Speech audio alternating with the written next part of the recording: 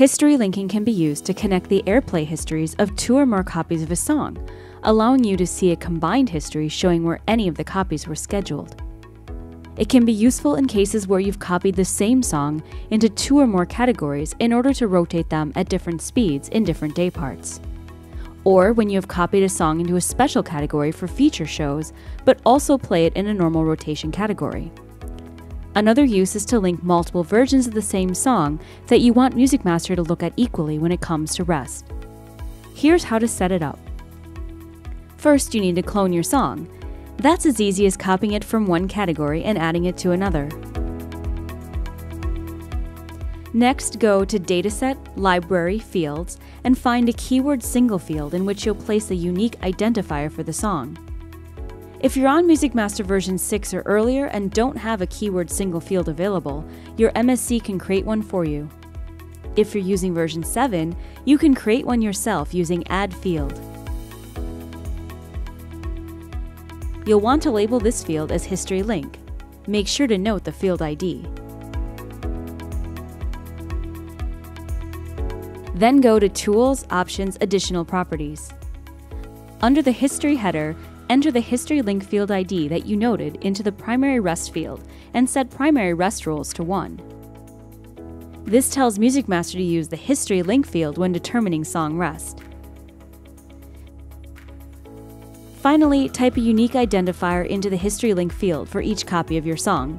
You can use something like the song ID, or in this case, we'll use the automation number.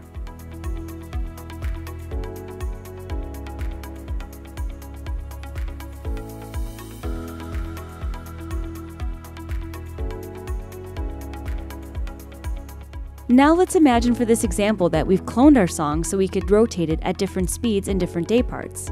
To do that, we'll set different day parting restrictions on each copy. Double-click in the day parting field for copy A to create a restriction. Next, set your different day parting restriction for copy B.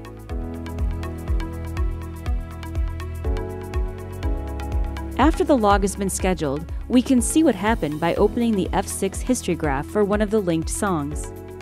By default, Music Master displays all scheduled spins of the selected song within the active history.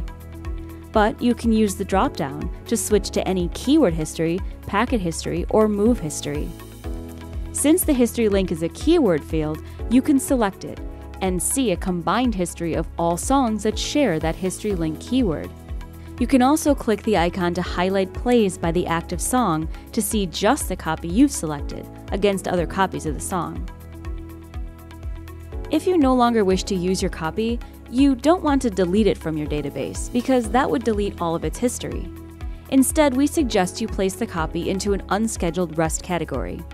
Or if you're using Music Master version 7, as shown here, you can take advantage of our new Merge Songs feature. This is a way to combine duplicate songs without losing important information linked to either one of them, such as play history and references to the song in For Song Elements, Trivia, or Song Lists.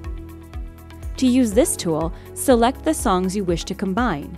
Then right-click in the pointer column and select Merge. You'll have the option to choose which song card info you'd like to retain from each. The info that will be kept upon merge is marked in blue. References to the song, such as history, will be automatically combined.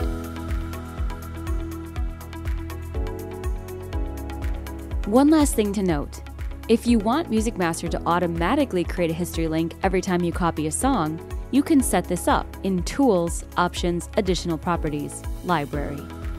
Enter your history link field number after Auto Link Copies. This will fill in the history link field with the song ID of the original song before making the copy. If you have any questions about when and how to use history linking, please contact Music Master Support.